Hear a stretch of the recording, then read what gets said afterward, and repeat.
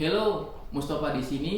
Saya akan sharing tentang mata kuliah metode proyek sistem informasi, modul menyusun jadwal dan pendanaan proyek. Let's sharing.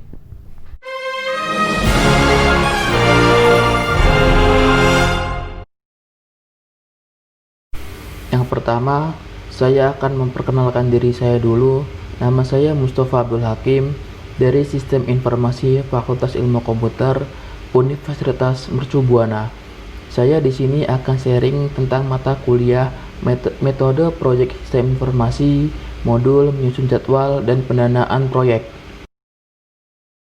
Pembahasan pertama yaitu menyusun jadwal. Menyusun jadwal proyek adalah sebuah aktivitas dan task yang harus diselesaikan dalam mencapai project scope deliverable. Untuk mengukur kinerja dalam sebuah proyek dapat menggunakan beberapa tools seperti 1. Gantt chart, 2. Activity on the node atau EON, 3. Critical Path Analysis, 4. PORT, dan 5. Precedence Diagramming Method atau PDM.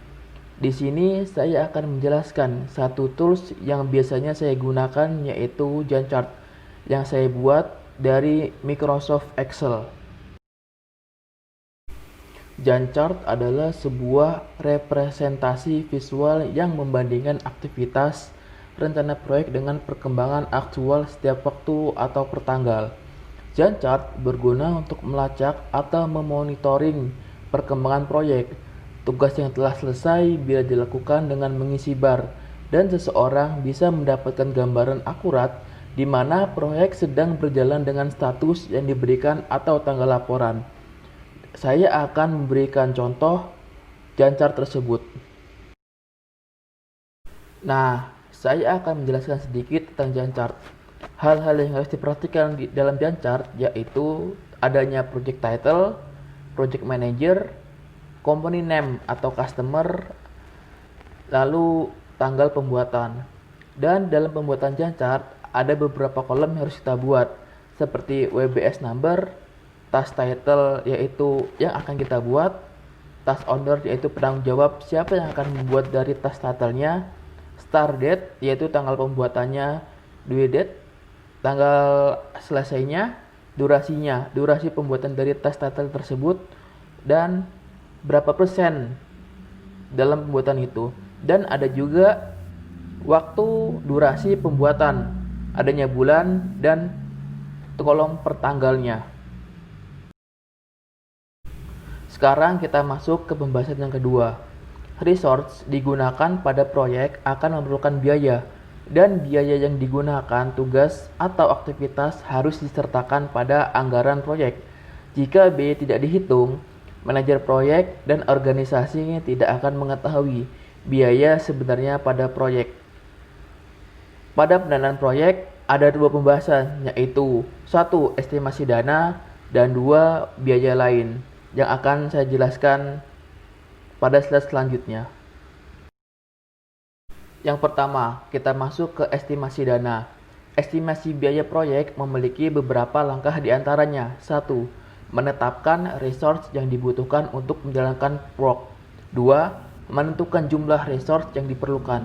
3. Menetapkan cost dari setiap resource. 4. Menghitung cost dari task atau aktivitas. Dan terakhir, memastikan resource tidak digunakan ke lebih dari satu task pada waktu yang sama. Yang kedua yaitu biaya lain. Untuk menentukan total anggaran proyek, kita harus mengikuti biaya lain. Biaya-biaya tersebut diantaranya 1. Indirect cost meliputi biaya sewa, utilitas atau keperluan lain, asuransi dan lainnya. 2. Sunk cost meliputi biaya yang telah terjadi sebelumnya ke proyek saat ini. 3. Learning cost meliputi biaya untuk memahami sebuah masalah atau penggunaan teknologi baru. Orang yang tidak berpengalaman akan membuat kesalahan dan teknologi baru. Biasanya membutuhkan pelajaran di awal. Waktu untuk mempelajari harus dipertimbangkan pada jadwal dan anggaran proyek. Dan yang terakhir, 4. Reserve yaitu biaya perlindungan. Jika situasi yang tidak diharapkan terjadi, contoh, biaya makan malam karena tim harus menyelesaikan proyek. Nah, itu dia sharing dari saya. Kalau ada masukan atau komentar, silahkan tulis di kolom komentar di bawah ini. Thanks for watching. Bye.